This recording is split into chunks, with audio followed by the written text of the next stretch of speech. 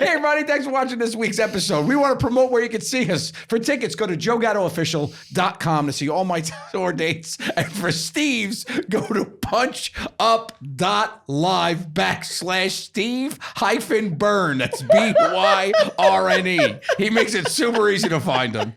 And now, on to the episode. There was a problem, yo, I saw. Word to your mother. All right. I'm warming her up, Stevie. We're going to get it going. Here we go. 3, 2, 1. Hi, everybody. I'm Joe Gatto, one of the two cool moms. And sitting beside me is... Steve Byrne. Yes, Steve Byrne is here. Welcome to another episode of Two Cool Moms podcast, where we help you when you don't need it by two guys who are in no position to help. Whatsoever. Oh, you look fresh and clean. You got a nice I wouldn't cut go right that far. now. Wouldn't go Wow. that You're far. fresh off a 2-day-old cut. Excuse me? How old is that cut? 2 days. This cut? No, haircut. it's probably three weeks. That's not a 3 week. Oh, so you're letting her go. I see what happened. You get a nice swoop ski when it's a little bit longer up top. I love it. I love it, Stevie. A nice swoop ski. Here's the thing. When you get older, Yep. right?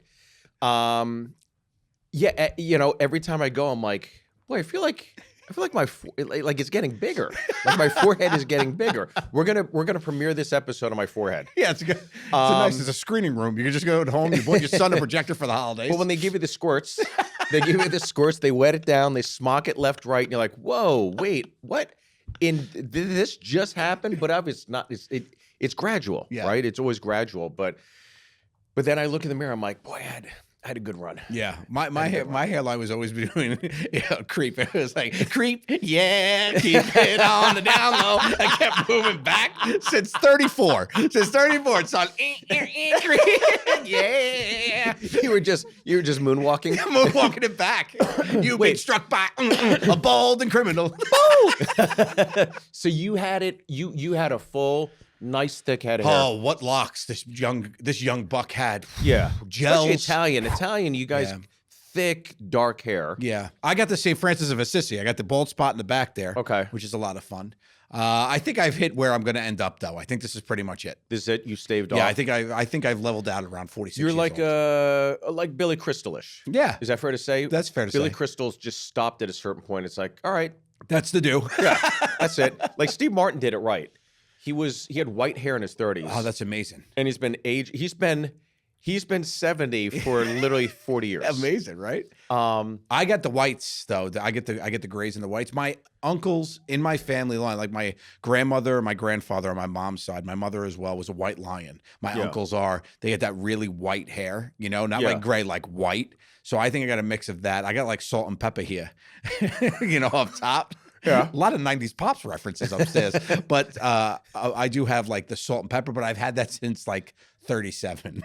Since 37? Yeah, around You were 30. going gray at 37? About there, yeah. I was at a point where I was like, oh, am I going to diet? And I was like, no, I'm not going to diet. Wait, what? Yeah, I was like thinking, should I diet? Because I was like 37, 38 with white hair, getting grays. But were you locked down by then? Kind of like dating, like solidified? Yeah, me and okay, Beth so you were were in it. good then. No, well, I got a little speckles before. Yeah. I was out there with the But speckles. she loves you for, like, it's one thing to be on the market, right? And there's 'cause another that's- thing for that's being more of a- expired on the market. Your expired milk carton. Throw it in the blue crate. I could be a yogurt. It's going. There's still a life to me. I'm curdled. Let me ask you this: your father, was he? I had my father's exact hairdo and hairstyle. Okay. And well, So you knew it was coming. I knew it was This is not a coming. Yeah, surprise. Yeah, there was a mirror. I was looking at the man in the mirror. Try to stop me. You can't. You can't. Can't and stop. you Won't stop. didn't make that change. No, I didn't. I No. stayed right there. I got the same belly and same hairline as my father, except my dad was 6'3". So Your dad was 6'3"? 6'3", yeah. Really? So my belly on a 5'9" gentleman is very different. A little more compact. It goes. Yeah, it's like goes a if I little left my wider. father in the dryer. He shrunk up like a wool sweater.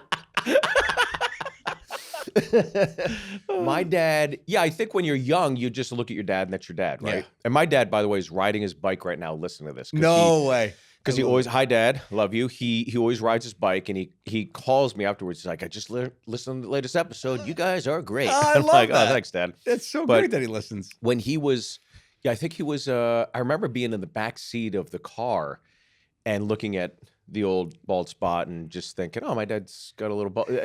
Just Yeah. kind of being a kid making fun. Then I remember he got the salt and pepper, Mm-hmm. and just a kid. You're like, "Oh, you're getting old," and I remember him saying, "You guys are making me get old." You're So, giving me gray hair. you That's give such a me gray parent hair, thing to yeah, say, and I didn't. It's again, you're a kid. You don't really put those things together, and then you get older. You have kids yourself, and you look back on that. And I'm like thinking like where I was, where my kids are now, where they're looking at their dad, Yeah. right? And I'm like, okay, I think I've staved it off. It's still thick. It's Yeah. hanging in there. You've got for a gentleman in his, can I say it, 50s? You are for young 50s, 50. Okay. You look like good with the hair. Like you don't look like you got the hair of a 40-year-old is what I'm saying. The hair, I have the mentality of a 78-year-old in Montana that just wants to go to the diner and get pancakes and be in bed by 3. Loves Like pancakes. I love my flapjacks. But yeah, it's weird even saying that, right? Yeah. Like I feel weird saying like, because when you're a kid and you're even in your 30s or 40s, you think 50, my God, that's so old. That's Right. like, I mean, it's 15 years away from retirement, 10 years away from 60, right? I mean, Ugh. it all, and then you hit it and you're like, but I've always felt younger. Yeah. You always present yourself that way too. You do. Like you have a very young, youthful vibe to you in a good way. immature. No, I wouldn't say immature. I would say you're mature, but I Yeah. would say you're an idiot. No. I would say That's a clip. say you are. I would say you're. I wouldn't say you're mature. I wouldn't at all. I think you're very mature. I would say you're youthful.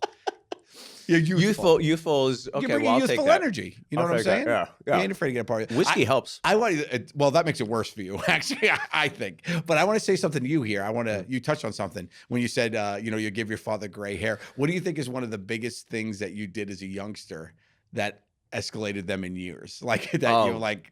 Was absolutely. there a standout moment? Temper. Yeah. Temper was a big thing. Just a short fuse, and even in my adult years, learning to control that and like read about it and understand what I need to do to control my temper. And I think also part of it comes with age, but I think when you're young and immature, it's almost like, I think when you're like 16, you're hormonal. Yep. It's almost being like 2 or 3 again, right? Where you're 2 or 3, you're going to scream, you don't know exactly how to communicate, and your parents need to set you straight, right? And puberty hits, and it's almost kind of like the same thing where it's like, I'm going to lash out, I'm hormonal, I'm going to take this 0 to 60, and it just takes a nice fucking fresh one from your dad. To reboot you. A nice Irish Catholic fresh one right across the gullet. Yeah. To let you know, shut the fuck, temper it down, relax. I'll never forget my father. He cracked me so hard. I was in front of my friends. He's only maybe Oh, in hit front of me. your friends is the worst. He's only hit me maybe 2 or 3 times in my life, right? That's all he needed to. Sparingly. Yeah. But I must have been 15 or 16. I 100% earned it. I earned this. Yeah. And I was mouthing off to my father in front of my friends. My dad cracked me so hard. I did the Jackie Chan where I spun around. He hit me so hard, I spun around like a top, and I fell down in the front yard. I was so embarrassed. I was punished for a week. It was one of those things where I don't even remember what it was about, Right. but I remember getting cracked. You remember the hit? Yeah. Yeah. How about you? Everybody in the neighborhood was afraid of my mother, which is so funny because like she wouldn't be afraid to like discipline other kids. She wouldn't like hit them or anything, but she would be like, she would yell at like people. My mother wasn't the ones like, you had the Valachi. You know what a Valachi is? So Valachis is like when they're on the stoop. I've only seen The Godfather 1 and 2. So when they're on the stoop in Brooklyn and they're like, oh, you know what your son did? I don't want to start any trouble, but your son, he was like the mothers that would go tell the mother what the kid did. So what is kind of like a Valachi? rat. Sorry, It's like a Valachi. A Valachi was a guy. Correct me if I'm wrong, but I think Valachi was somebody who ratted in the mob. It was the last name of somebody who ratted in the mob, and famously that became the term Valachi. Don't be a Valachi. Oh, okay. So somebody who snitches. So my mother was never a Valachi. She would always handle it herself, right? So like she Right. wouldn't go tell the mother. Like she would keep between them. And I remember my best friend next door, Jason Joseph, who you've met. he was like doing something, hanging with like the wrong kids or whatever, and they were coming by the house, and they were coming down the street, Netherlands Avenue, and they were all walking down the street together, and they like a little, thuggy group of guys coming through, and my mother opens like my mother's like crazy. She was in her like bathrobe with these young thugs walking down the street. My mom's standing there with a cup of coffee, and she's looking out the door, and she goes, "Hey, Jason," and Jason looks over, he's like, "Hi, Mrs. Gatto." She's like, "You supposed to be hanging with them?" Like that, No way, right really? in front of all of them. And Jason goes, "No, Mrs. Gatto." She's like, "Probably should go home then." And then he just like said bye, and like he hopped the fence and went home because he was afraid of my mother. Yeah, it's so funny. That literally sounds like the opening scene in A Bronx Tale, right? I could picture it like the Italian mom, the mug of coffee, the curlers in the hair. "Hey, Joseph!" You're right, Mrs. Gatto. I'm sorry, Mrs. Gatto. That's great, dude. They're under the street. A Velucci. I've never heard Veloci. that. Veloci. Sorry. Yeah. What's a Velucci? A Velucci is a briefcase. Get your finest Velucci's. It's buy one get one Velucci's at Sears. My mom. I remember I think. So did your mom crack you when you were a kid? Oh, all the time. Did your dad crack Yeah, you? my mom was the enforcer. My dad only. I told you the story. My dad only hit me once, and I remember because I called my mom a bitch, and he didn't even look up from dinner. He just hit me right in the stomach. I fell to the floor. He goes, "You'll never say that again." And that was it. That was done. Go down to the floor. My mom was, the stereotypical growing up in the 80s, 90s Italian mother, Sure, yeah. Wooden spoons, all the hits, Yeah. But she did have a little soft spot for me. I do remember one of my favorites was when I got 16 years old and I was bigger than her. I was able to disarm her. So she swung the wooden spoon and I caught it and I grabbed it and pulled it out of her hand. I spun around and I smacked her on the ass like light. And I went, "Ha ha!" And she hysterical laughed. And I was like, "All right, we got out of that one pretty cool, So that was pretty funny. I survived that one, But she was always, she was, it wasn't, my mom wasn't quick to the hit though. My mom she had done it enough that if she gives you the look, like you'd be able to, like, you knew to stop it, And I wasn't that bad of a kid overall, but it was just like a little bit like, I should probably watch my tone with the look, which is crazy. Yeah, I think I drove my folks a little mental when I was a kid. Because I think when you're a kid, especially, you're going through identity crisis. You're trying to figure out who you are, right? Right. And for sure, vastly insecure. And so that's where a sense of humor came in to, almost cover it, I guess, be like an umbrella to mask all the insecurity, especially being Korean and Irish. Yeah, didn't you go through a big thing with that, like getting in touch with your inner Asian, as you call it? What is that? What do you call it? Outer Asian? You're Asian.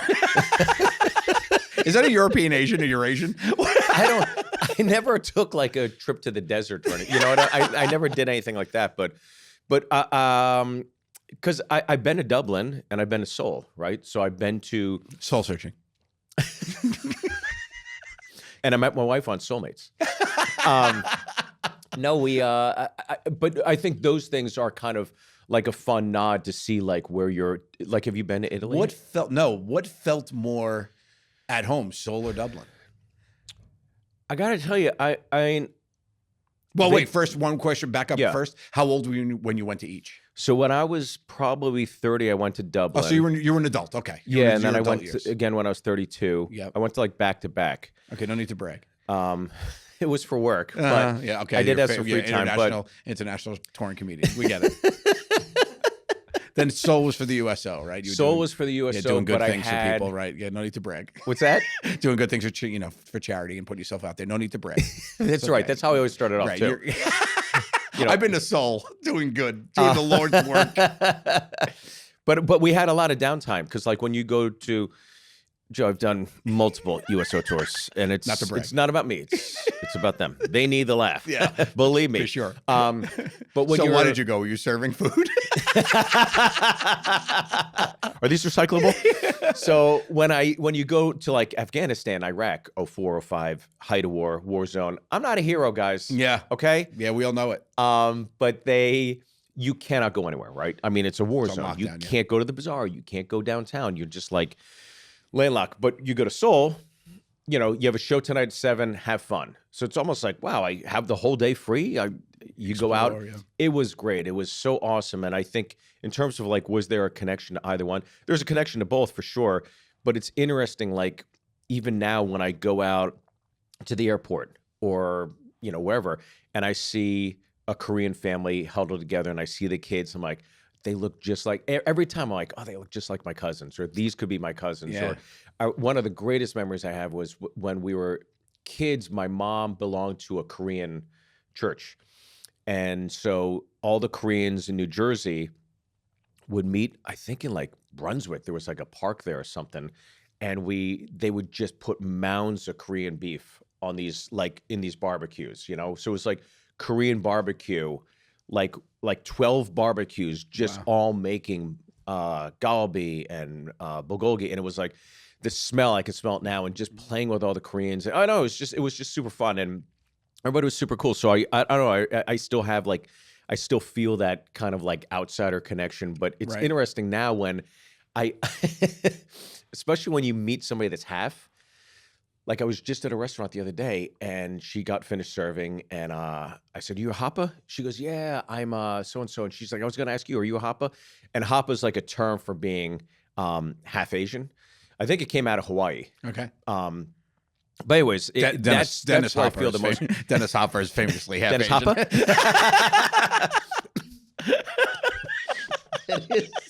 He's famously known for half Asian. Yeah, Dennis Hopper.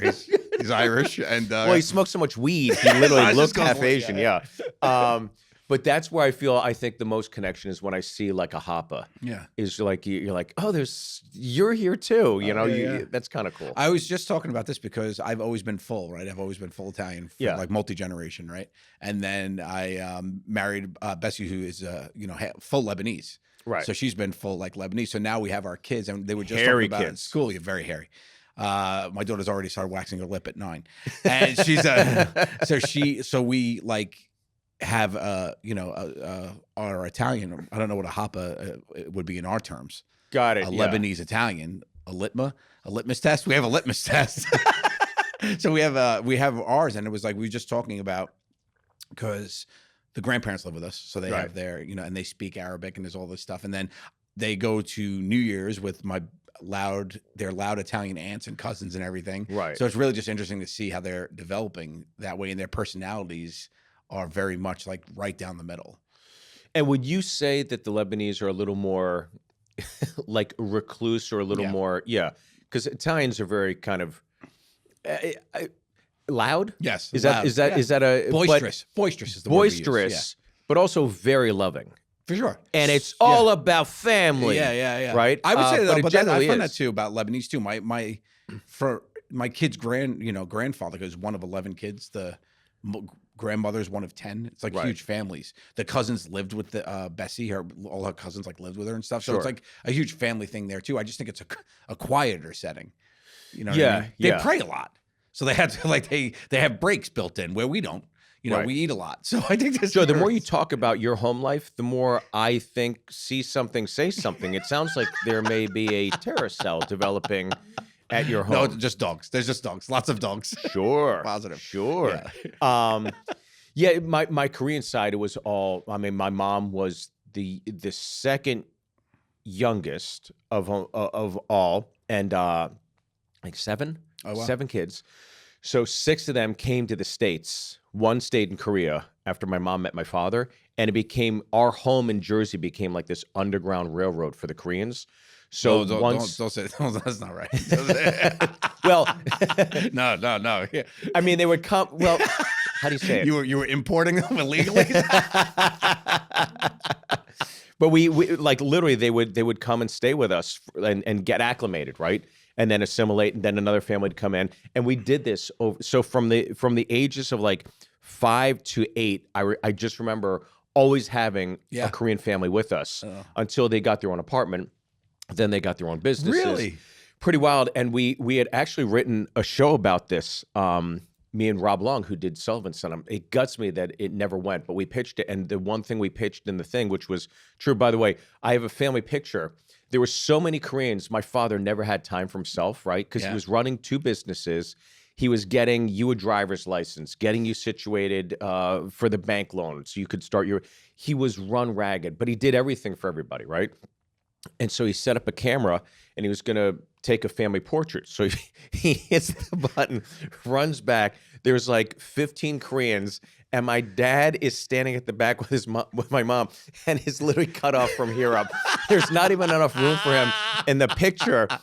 And I remember one time he came home, he was so run ragged again. He was just dealing with everything.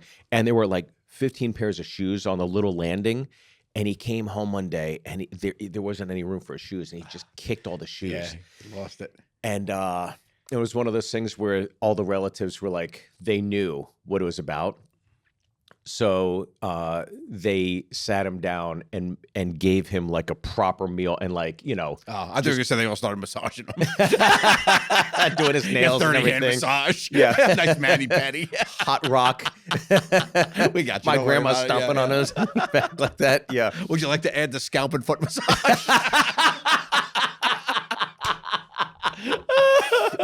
That's great though that your dad was like that for everybody, and because your mom, because he loved your mom, right? I mean, that was like, Yeah. he wouldn't have had that life if he didn't marry your mom, 100%. right? You know what I mean? Which is interesting to think about. You know, But it I think informs these things. that's kind of like, I think we're part of a generation where, you know, New York City was New York City, like a less depicted version of what you saw in like the 50s or 60s with Scorsese films that had come synonymous. Like the Italians had that part of the neighborhood, Yeah, the yeah. Irish had that part of the, but like the reason I bring it up is like we're part of like a generation where, especially on the Eastern Seaboard, like here in Jersey and New York, you still had relatives coming over, right?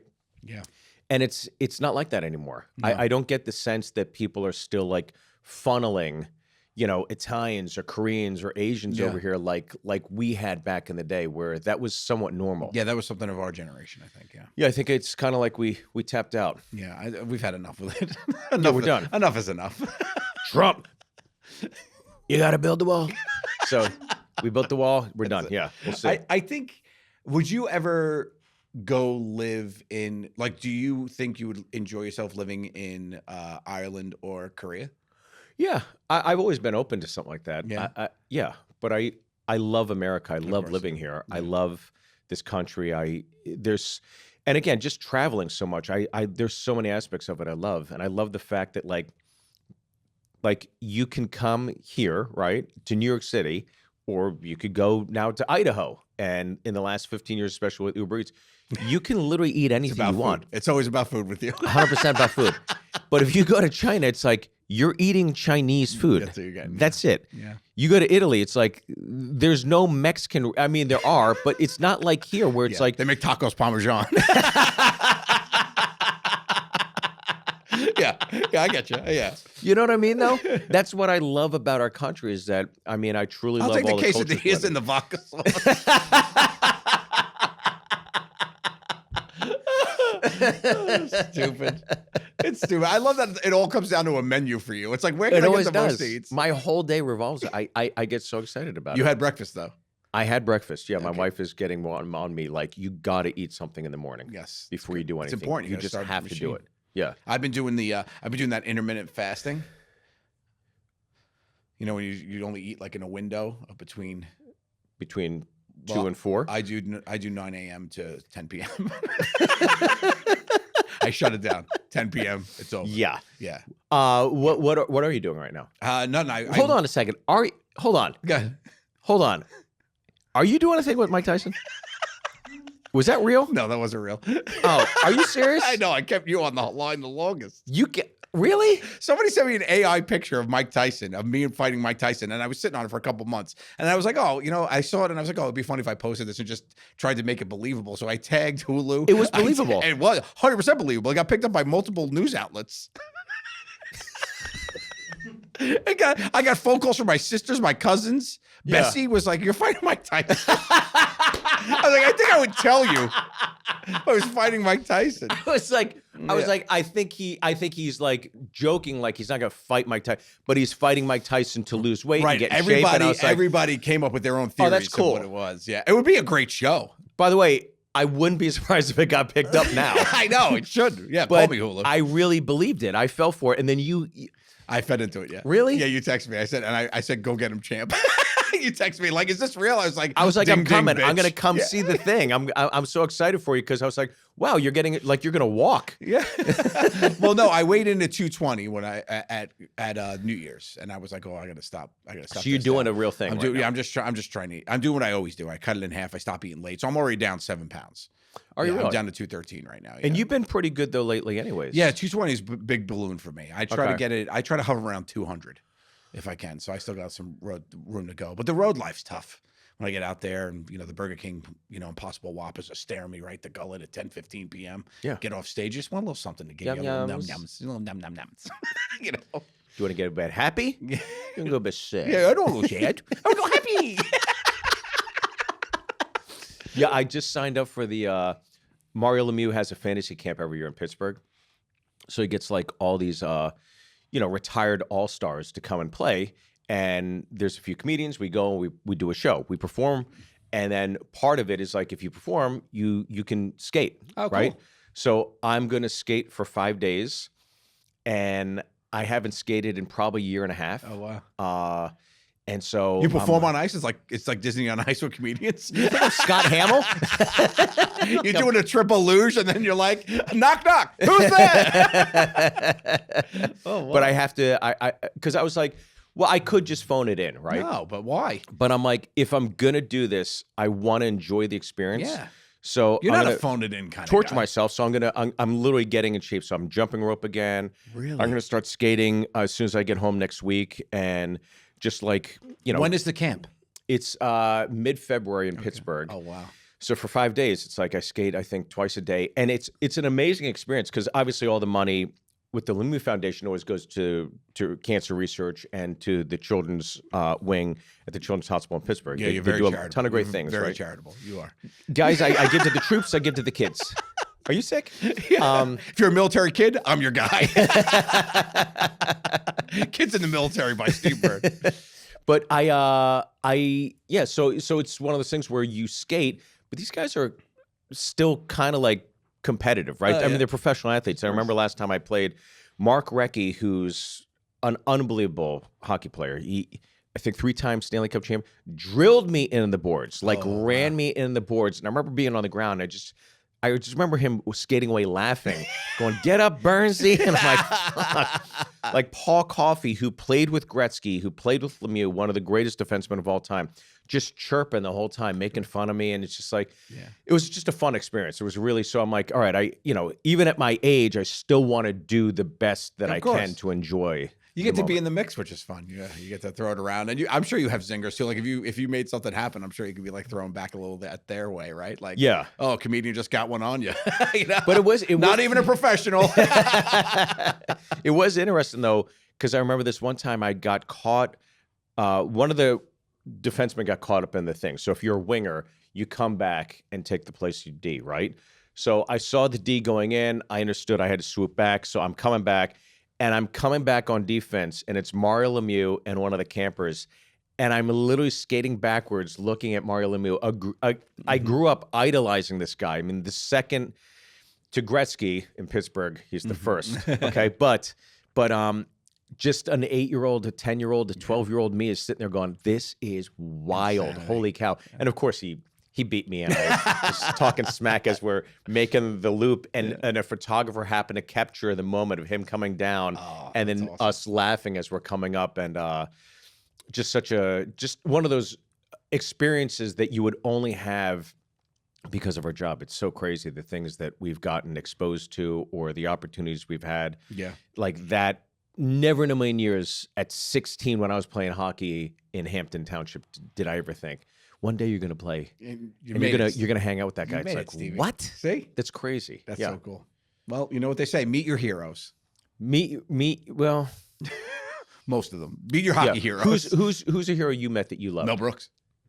Oh, wow. Unreal. Mel Brooks was great. Yeah, it was such a great moment. Wait, when did you meet Mel Brooks? I snuck into a meet and greet that he had at Radio City Music Hall. That's right. He did a screening of Blazing Saddles, and I had known the security there from when we played it a couple weeks before. The timing just worked out. Yeah. A guy was there that recognized me. He said, "You going to the meet and greet?" I said, "Yes." He said, "Okay."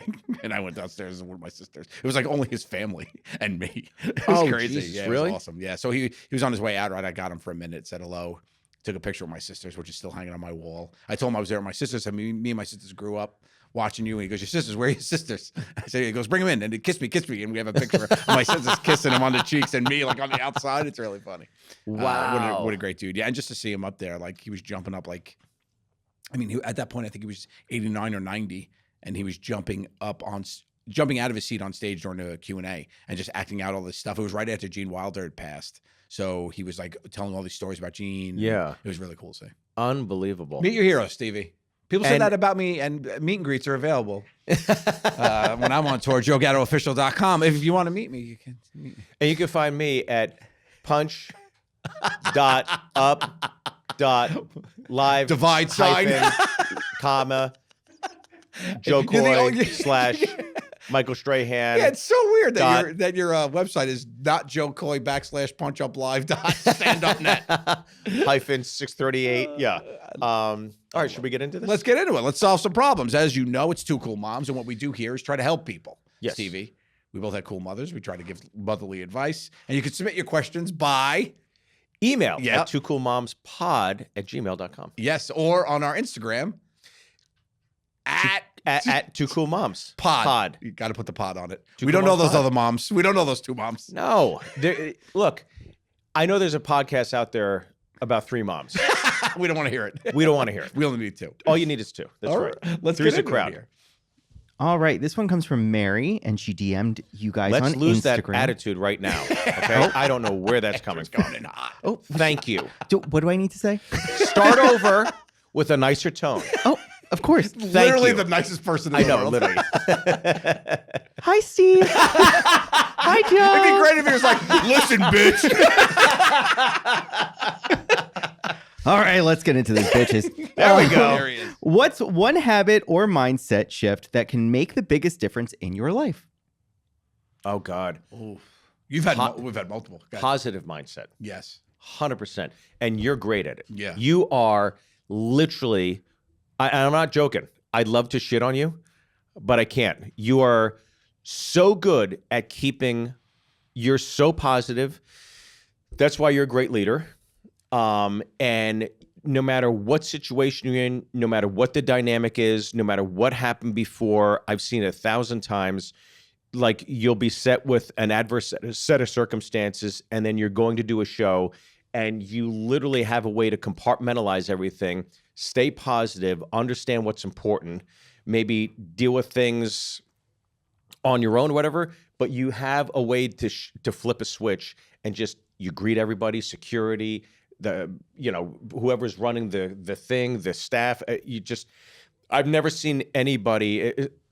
I don't want to get too personal, but especially when you were dealing with some things, like you just have a way of just staying positive, and it permeates around you, and that effect is a lot more powerful than people think. If anybody had an excuse in the world to be dour or run down or woe is me or whatever, it was you for a period of time, and you never. I literally would like swear on the I've never seen it. Yeah. Like I've never seen it, and it was so inspiring to see that. It's just like, we'd be on the road and something bad would happen. You'd be like, but we're getting a great meal. Let's go get a great meal. Let's go get a great meal. You guys ready for a great meal? It was like that. I would say is one of the things that I gleaned from our friendship early on, and I was like, that's the way to do it. And you just recalibrate it just a little bit. And it's all about your mindset. So Yeah. I think like having that positive mindset is one of the greatest habits you could form. I think positivity is an important mindset for sure. And I've seen you grow to do that a little bit better. I will say something that I found a habit that's important is don't try to change it all at once. And that came from the same part of me. It was like, I felt like I was like just covered by a pile of rocks and all you had to do is move one at a time. I think you focused on how do I fix everything? And that was a Right. big thing for me. I was like a fix everything kind of person, but I was like, take it one step at a time. You'll feel less overwhelmed and you'll actually get further. And I think there's sometimes you have to accept there's not things you can fix, they're out of your Right. control. So I think that part of it, I think that's a good mindset to have is like, all right, attack a problem piece by piece. I think that's important. Right. Yeah. There's so many great habits that people have that I wish I had too, like reading. Really? Yeah. Like you're like well-read, like you're so much smarter. I would not go that far. Yeah. You are beyond street smart. Oh, for sure. And street smarts get you a lot further in life than book smarts. Well, I will say this. That's for sure. I've seen you And I'll say this about you and Brian Quinn. These are two guys that I would say that are able to connect with people because you are so well read and able to talk about almost anything. I haven't seen Brian not be able to talk to someone about anything in life. Q. And I would say the same thing about you. I put the two of you probably in a class by themselves of my tier 1 friends that are the people that are able to connect and talk to people on a subject, no matter what it is. Like people will throw a name out. He'll be like, oh, the guitarist. Like he'll know who that is. And I'll be like, who's Frank Benefield? You know what I mean? Like he would be like, oh yeah, he was a guy who invented the pick. I'm like, what are you talking about? You know, like that kind of stuff. But I think the biggest benefit of being well read is that you're able to connect with people in conversation. To some form of or you're hearing about something for the first time, you're like, but what is that? You know, and being intrigued enough to want to learn about it. For sure. Which I like. But but reading is an easy one. You could just pick up a book and read it. I mean, it's not that hard. It's hard. I don't like it. Especially with as much traveling as you do. Yeah. That's why I got into like I made a conscious decision, like this is the best thing to do. Yeah. Like you can't be on your phone. So put it in airplane mode. Yeah. And just I did start, you'd be proud of me. I started reading The Princess Bride, the book, because I want to write a screenplay about it. So I started reading the book version of it, which was cool. And I thought of you when I bought a book and I opened it and I started reading. I was on like page 40 and I thought of you. I was like, I'm reading a book. Steve would be proud. A book by William Goldman, whose book, Adventures in the Screen Trade, I read. Learn about the osmosis of that story. But yeah, nobody better than him. And what a great, like a fantastic story. And the osmosis of that story too. You know how he was orating adventures to his kids, and they're like, you got to write that down. And it's unbelievable how you take something so personal like that, and then it turns into probably, of all the incredible screenplays that guy's written, that's the one that kind of defines him. And it was about a connection with his daughters. It's so great. Pretty wild, right? Yeah. See, and you're able to talk about all that. That's what I'm saying. I wasn't taking a particular laugh, but But is there a habit you personally would like to break though? I mean, how much time do we have? No, I think I'm pretty well tuned with who I am. Yeah. I don't think I have any. I was pretty good at like recognizing habits and being like, this is something I shouldn't be doing. I don't think I had many though that I was like felt were like bad habits, besides like succumbing to my temper a little bit sometimes, or like being too quick-witted with my too silver-tongued with people. I think that was probably the biggest habit I had to break, was I had to think it before I say it, kind of deal. Right. But overall, no, I don't think it was like, I was never a drinker, smoker, drug addict, anything like that. So it's amazing, like, of all those things, and you're still the most fun of all of us. It's like, how is that possible? Unbelievable. Yeah, I think no, I never really had to do that. How about you? Do you have something that's on your hit list? I think I think just, boy, like to your point, it's like, boy, there's a lot to comb through, but I think also there's a complacency as you get older. You're like, it's baked. Yeah. Like, this is baked in. You got to deal with it. I think it's more managing instead of breaking. Like knowing parts of your personality. This part's so hard to, when you're so far down the hill, it's like hard to like redirect you where you're going to land. So it's like, you just want to manage different pieces of it. You can lean a little bit here and there. Sure, yeah. I think especially in our line of business, right? It's so easy to get frustrated. It's so easy to like look to your left and look to your right and see X and Y and Z and she and he and I think early on, somebody told me something that was so smart. It's just like, you're playing golf. You're not competing against them. You're competing against yourself. Ah. So that was like a healthy dynamic of how to look at stand-up. So I've always done that. And so for me, the frustrations have been literally like, this flight's delayed. This thing's over here. I got to get to the hotel. I got, just like the constant drain of being on the road. But what's happened lately is I've tried to flip the script and be like, this is great. Yeah. Like they have to go somewhere. Like, you're telling jokes. Right. Like, calm down. Yeah, for sure. Like, is it that important? And it's like, you're getting to eat. Like, you could eat at any restaurant you want here. So I just get so excited. And tell jokes are happy. Yesterday, I was well, it was a horrible day of travel. We were texting each other. Yes. And I was stuck. Well, I shouldn't say stuck, but I was in the Nashville airport for 4.5 hours waiting to get here because of this weather storm.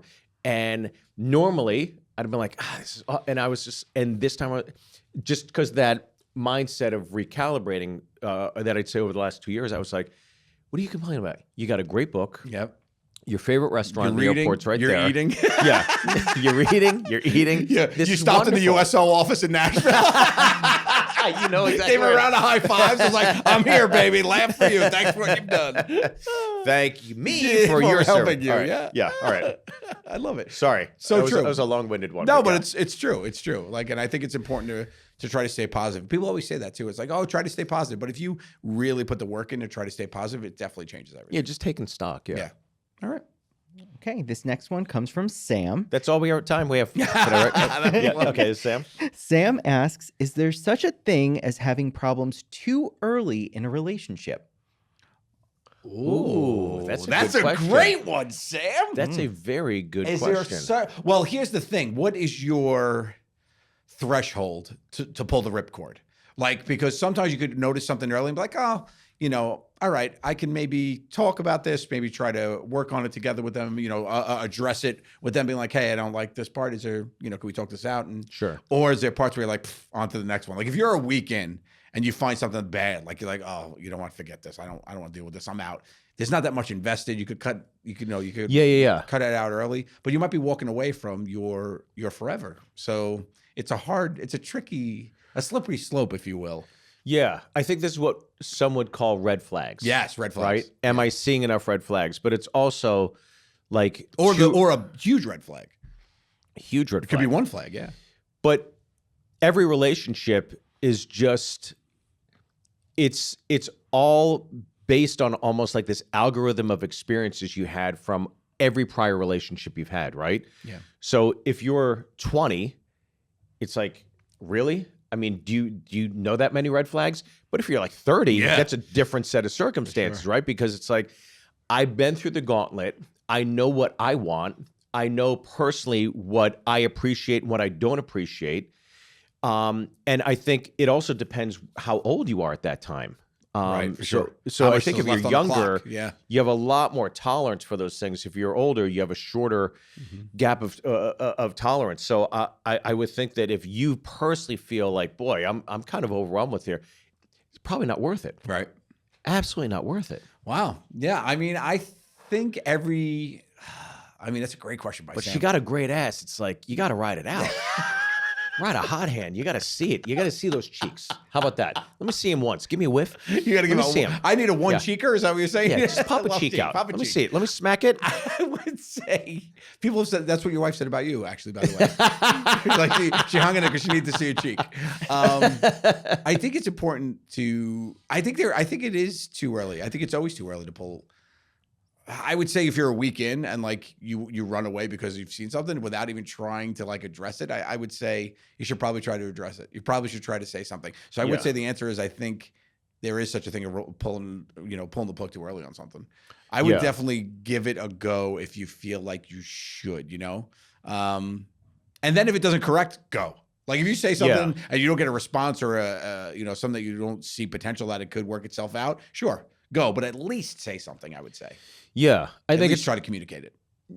I think anytime there's issues, it's like they're pushing boundaries and it's up to you to communicate it or not, right? Yeah. And if you don't, then it builds resentment, and then one day it just comes out like an avalanche. You're like, whoa, where's all this coming from? Right. So to your point, yeah, you absolutely want to nip it in the butt pretty quickly. Did you ever get to a point with your current wife, not the other one?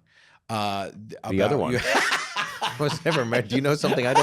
I was married to Mrs. Tyson. I was starting a pot. Mrs. Tyson and I You're are starting gonna fight. You're gonna fight at the win. Yeah. Did you have a moment where it was almost over? Did you guys almost part ways when you were dating? No. No. I just, like with Jess, I just kind of knew. It was just like, all right, I'm done. Yeah. Like, especially at that time, I was so tired of dating. I was so sure, run. for sure. Yeah, and being You a were comic. old and run through. And ragged and flabby. Yeah. So you're like, thank God I fooled this one. Yeah. No. Oh, all right. No, never. You? Yeah, Bessie and I talked about it on the Q episode about, she had packed her boxes and we were like, didn't think we were going to be able to work through. Yeah. But thankfully we were able to. But I think that was from a part of like, that was a long time in. We were, at that point, I think a year and a half dating. Right. or so. But I think the big part is like communication. So we always talk about how important that is. So I would say at least try to communicate it. And if it doesn't work out, then pack up and run. Absolutely. Yeah. 100%. Yeah. All right. Okay, this next Got one. time for one more? Let's do one more. This one comes from Rebecca. Hey, moms, I'm a senior in high school, and I'm scared about how my life will change after graduation. First off, send me a picture. Cut that. What? How do you deal with change? How do you deal with change? Oh, in high school? Everything's changed. What's her name again? Rebecca. Bexy? We call her Bexy. We call her Bexy. Bexy. Bexy, come on. You Yeah. got so much road ahead of you. For sure. Enjoy it. Yeah.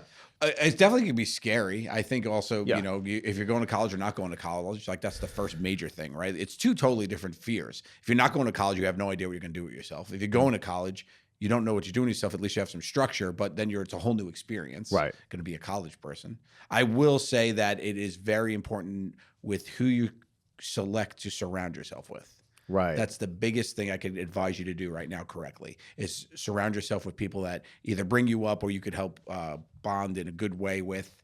I think that's really important, and especially in these formative years of post-high school through early college when you're really becoming the person you're going to be. Yeah.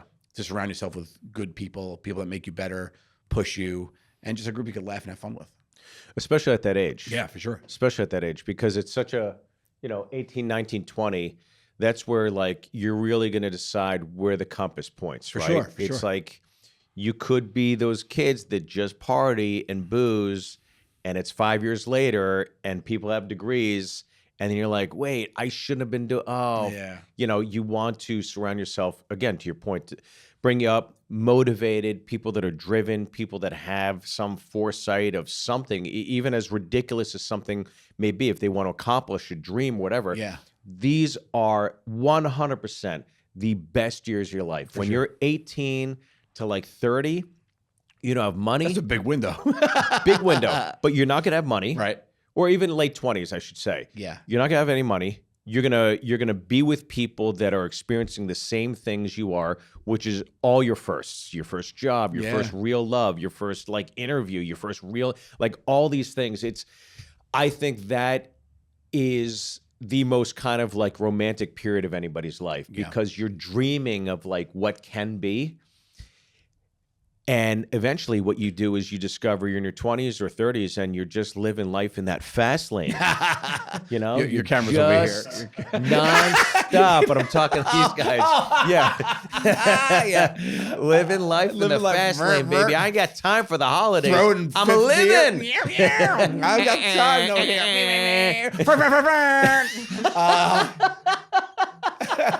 I would say if you're surrounding yourself with people, I would say the number one attribute that I look for in somebody that at that time I would think is ambition.